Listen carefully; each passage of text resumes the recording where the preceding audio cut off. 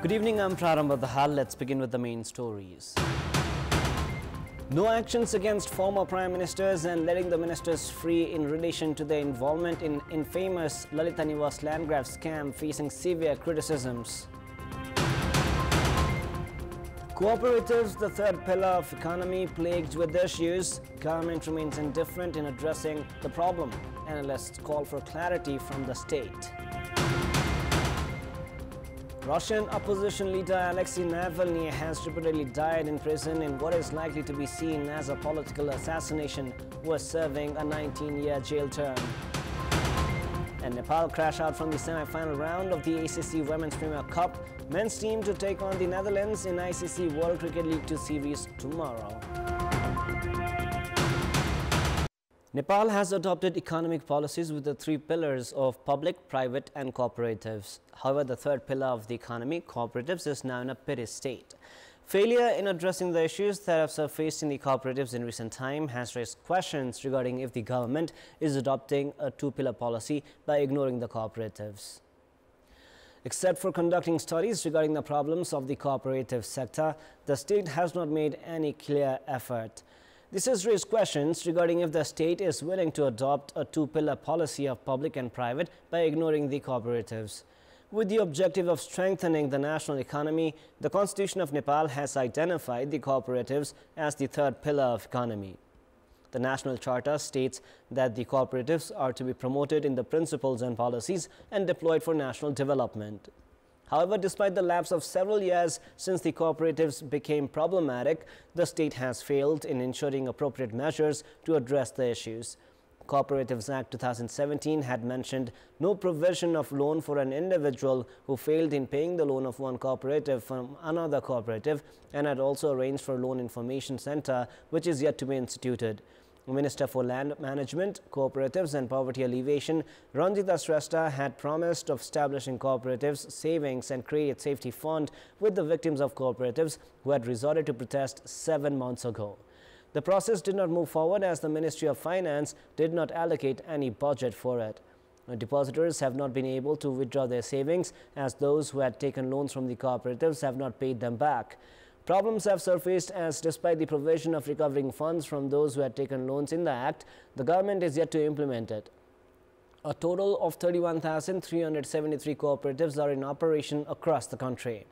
Of them, around 500 cooperatives operating against the principles are not in a condition to return the savings of the depositors. The government has also remained indifferent in correcting the widespread irregularities in the cooperative sector, which the experts say has led to failure in creating employment opportunities and contributing to the national economy. The government has clearly failed in regulating the cooperative sector. Instead of investments from cooperatives landing in the productive sectors, funds have been focused on the real estate and the share market, while arbitrary release of loans by the operators have led to the crisis situation. In such a condition, the government indifference in addressing the problems of the cooperatives hence towards no priority for the third pillar of the economy. The verdict by special court on the Lalita Niwas land grab scam that gave clean chit to former prime ministers while convicting public officials has raised a serious question if corruption is just limited to public officials and if the political leadership does not have any hands in irregularities. The special court has invited widespread criticism for allegedly giving impunity for the politicians.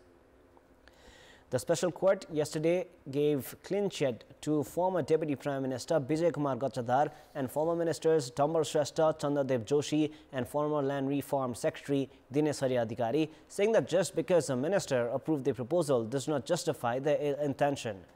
The special court has also stated there were not enough basis to convict ministers as the corruption watchdog CIAA had itself not made any such demands for action, saying that policy decisions taken by the Council of Ministers did not fall under its jurisdiction. Analysts say it is doubtful to say that corruption takes place without political protection and that verdicts like the ones in the Lalita Niwas land grab scam raises plenty of eyebrows. Similar verdicts have been witnessed previously in many corruption cases.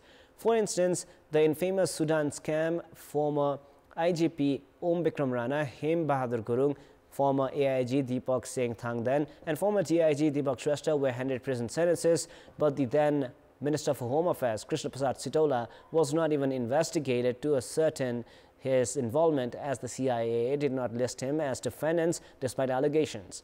Likewise, in the Lauda aircraft scandal, the then Civil Aviation Minister Tarini Datta Chatot was acquitted. However, Executive Director Hari Vakta Shrestha and Executive Committee member Tirthalal Shrestha were convicted. All the cases so far have set a precedent that public officials are involved in corruption while no political leaders are. Commission for the Investigation of Abuse of Authority, CIA, is the constitutional entity shouldering the responsibility of curbing corruption and public departments. However, questions surface on a regular basis regarding if the CIA itself has been ensured all of its rights because of political ploys. The anti-graft body has also been facing allegations regarding its failure in performing within its jurisdiction role in returning favors of political appointments and issuing clean chits on the basis of access, among others. Political parties share the positions during appointments at the Commission for the Investigation of Abuse of Authority. In addition to the parties in ruling coalition, even those in the opposition are assigned their share. A case filed alleging violation of constitutional provisions during appointment of the current commissioners is still stranded at the constitutional bench of the Supreme Court. The political leadership also exhibits understanding to protect themselves from possible actions. Many possible issues creating disputes and those related to financial irregularities are decided from the Council of Ministers. The CIA also does not seem to be paying interest in identifying cases that are related to policies. Former Prime Ministers Madhav Kumar Nepal and Baburam Bhattarai were issued clean chits in the Lalita Niwas land grab scam prior to this. Before this, actions were taken against the police chief and others in the Sudan scam. But the political leadership was let free. There are many such examples. Leadership of the CIA also plays an important role in deciding its investigating mechanisms and findings. However, as they are appointed on the basis of political share, they are likely to return favors. Another challenge for the CIA is the lack of technology-friendly investigation. Practices in transactions related to corruption have changed in recent time. Cross-border corruption is on the rise through cryptocurrencies and precious metals. In such a situation, the anti-graft body is yet to widen its scope of investigation. The CIA also does not have specialized investigating units. Lack of investigators with expertise and the transfer of those involved in probes are also the challenges for the entity. The verdicts are issued against the CIA in most cases, as it has been failing to gather adequate evidences. This is a proof to the fact that the anti-graft body has not been efficient regarding evidences. This also helps those alleged of corruption to destroy the evidences. As per the Constitution of Nepal, appointments of commissioners of constitutional bodies must be made a month before the positions go vacant. But the Constitutional Council has remained indifferent regarding this issue. The CIA was without commissioners for a period of 3 years, 16 years ago. Now, considering these aspects, political commitment is imperative to strengthen the CIA for its efficient performance in curbing corruption and ensuring good governance as well. In our Public Voice segment, we have asked in several provinces what they think of politicians being acquitted in large corruption cases. Let us now take a look at what they had to say.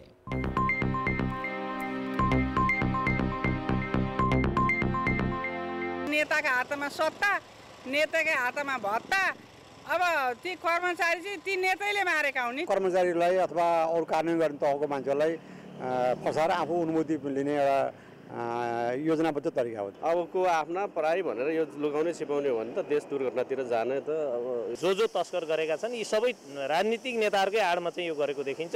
तर यिनीहरुलाई कारबाही गर्नुपर्छ, यिनीहरु मुक्ति pound हुँदैन। पहुँच बढी हुन्छ अनि त्यसको कुनै पनि काममा दोष भएपछि त उहाँहरुलाई दोषी मान्दैन। प्रमाण तथ्यहरु सबै हुँदाहुँदै पनि यसले अनुमति दिइराखेका छन् र यो चाहिँ एकदम गलत कुरा हो। फसाउने चाहिँ सानोलाई ठुलोलाई चाहिँ उबार्ने काम चाहिँ नेपालको राजनीतिमा चाहिँ यो देखिया छ। दलले जुन उहाँहरुको मिले मतमा काम भएको थियो र त्यसै अनुसार कर्मचारीलाई फसाइयो र कारबाही चाहिँ यो राजनीतिक दललाई पनि पक्कै पनि हुनै पर्छ। सुशासन आउँछ, देश समृद्ध बन्छ भन्ने कुरा चाहिँ नसोचे पनि हुन्छ। पर्याप्त आधार र प्रमाण भएको भए सायद अदालतले त छोड्न मिल्दैन, न्यायालयले छोड्न मिल्दैन।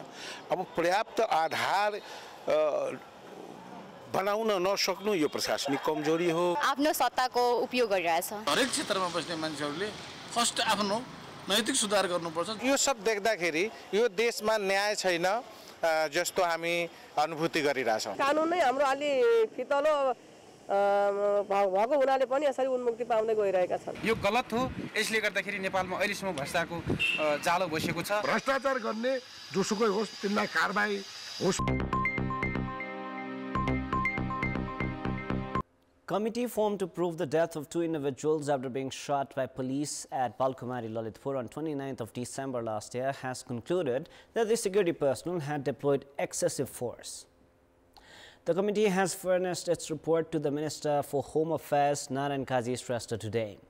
2 persons had died as police had used force after the protesters demanding participation in the examination of Korean language had vandalized the vehicle of Minister for Physical Infrastructure and Transport, Prakash Jwala.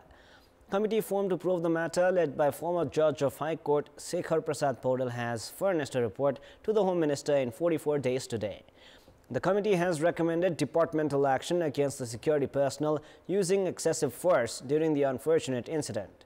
Prior to this, the probe committee had recorded statements from 29 individuals. The report also notes that the incident might not have taken place if Minister Jwala had not taken that route and has questioned his role. The committee has also recommended awaiting the Chief District Officer and Lalitpur Police Chief for their failure in formulating an efficient security plan.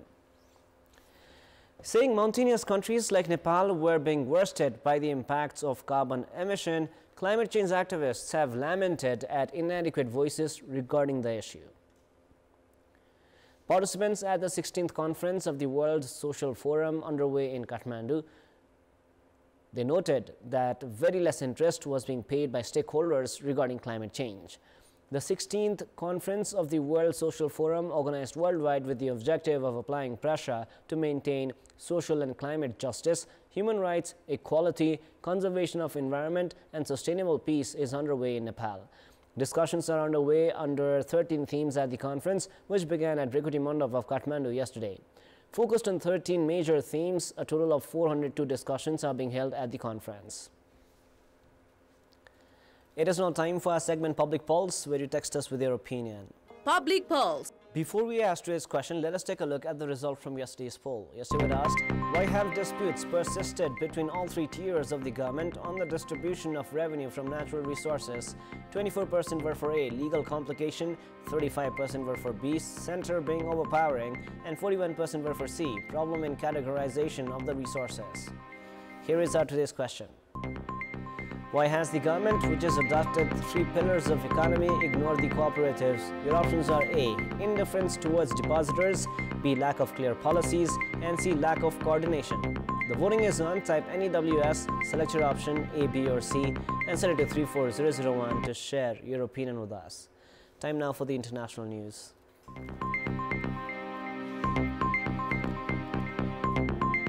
Russian opposition leader Alexei Navalny has died in jail, the country's prison service has said, in what is likely to be seen as a political assassination attributable to Russian President Vladimir Putin.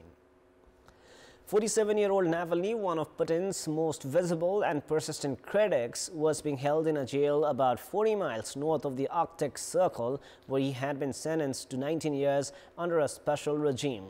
The Kremlin said it had no information on the cause of the death.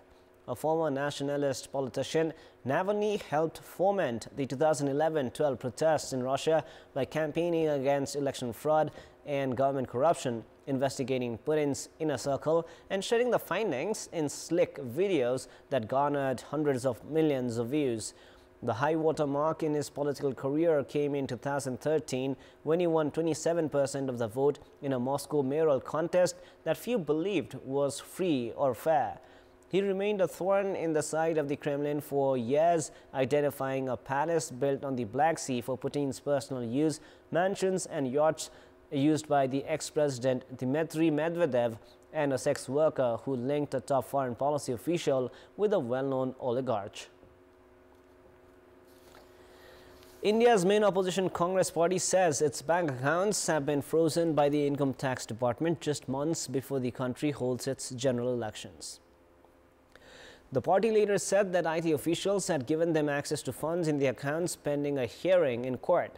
Congress leader Mallikarjun Kharge called the freezing of the funds as an assault on democracy. The government or the IT department have not responded to the allegations. Congress leader Ajay Maken told reporters that the party had been informed 2 days ago that the checks it was issuing were not being honored by banks. On investigating, the party was told that all its accounts had been frozen. Mr. Maken said that the money in the party's accounts had come through online crowdfunding, while that in its youth wing's accounts had come from membership fees. He said that accounts of its youth wing, Indian Youth Congress, had also been frozen. Critics have accused Narendra Modi's Bharatiya Janata Party of using state machinery to target opposition leaders in the run-up to the elections. Mr. Modi and the BJP have denied the allegations. It is now time for the sports news. Sports news. Team Nepal have suffered a sour defeat against Malaysia at the competitive second semi-final of the ACC Women's Premier Cup. After a 4-wicket defeat against host Malaysia, Team Nepal's aspirations of playing the Asia Cup after 8 years have also ended. Elsa Hunter remained unbeaten at 16 runs to secure Malaysia's berth at the Asia Cup as Nepal failed to defend 11 runs in the final over. In a gripping second semi-final of the ACC Women's Premier Cup 2024 at the Biomass Oval in Kuala Lumpur, Malaysia emerged victorious by a narrow margin of 4 wickets against Nepal. Nepal, after being put to bat, posted a competitive total of 115 runs for the loss of 6 wickets in their allotted 20 overs. The innings was bolstered by notable contributions from Kavita Kuar, skipper Indu Barma, and a quick-fire 20 from Ruvina Chetri Belbasi. Doli Vatta also added valuable 25 runs towards the end, pushing Nepal to a respectable total. Malaysia's bowling attack was spearheaded by Mahira Izzati Ismail and Winifred Duraisingham, who kept the runs in check and picked crucial wickets. The chase was anchored by an outstanding innings from Elsa Hunter, who scored a magnificent 69 not out of 53 balls, laced with 6 boundaries, steering Malaysia towards the target. Despite losing early wickets, including that of captain Winifred Duraisingham and Aina Hamiza, Hunter's calm and composed approach under pressure was the highlight of Malaysia's innings. Nepali bowlers, particularly Kavita Joshi and Sita Rana Magar, fought valiantly, making the chase challenging by taking key wickets and maintaining a tight line and length. However, Hunter's perseverance paid off as Malaysia reached the target with just 1 ball to spare, finishing at 116 for 6. Now, as Malaysia gears up to face UAE in the final, anticipation is sky high. This upcoming clash promises to be a riveting contest, pitting Malaysia's resilience and tactical acumen against the formidable UAE, setting the stage for a captivating finale to the ACC Women's Premier Cup 2024. Meanwhile, the men's national cricket team are to play the Netherlands in their second match of the ICC World Cricket League 2 series tomorrow. The Rhinos are aiming to make a comeback in the match, which is also their first ODI against the Netherlands at home. Host Nepal had suffered a 4-wicket defeat against Namibia in the first match of the series. Top-order batters had failed to display responsible batting performance in the defeat. Kushal Vurtel, Asif Sheikh, Anil Shah and skipper Rohit Paudel failed to score in double-digit. Bhim Sarki had rescued Nepal's innings with a contribution of 44 runs before the hosts were bundled out for a paltry 132. Dipendra Singh Airi, who had missed the clash against Namibia, will be available for the match against the Netherlands. However, his inclusion in the playing 11 remains uncertain. There are high chances of changes in the starting lineup for tomorrow's match. Arif Sheikh, Dev Khanal and Surya Thamang had missed the previous match. Tomorrow's match is also the first one for the Netherlands in this edition of the ICC World Cricket League 2 series. In the recent ODI World Cup held in India in November and December last year, the Netherlands had created headlines by defeating South Africa and Bangladesh. The Netherlands skipper Scott Edwards had remained unbeaten at 78 runs against the Proteas. In the recent match between Nepal and the Netherlands at the World Cup qualifiers held in last June, the Rhinos had suffered a 7-wicket defeat after being bowled out for 167 runs. Nepal women's national football team has left for Saudi Arabia to participate at the West Asian Football Federation WAF Women's Championship. All Nepal Football Association President Pankaj Bikram Nembang and other officials of the national football governing body bid a farewell to the women's national football team today. That is all for the moment. Up next is the news in Nepali. Thank you for staying with us. Good night.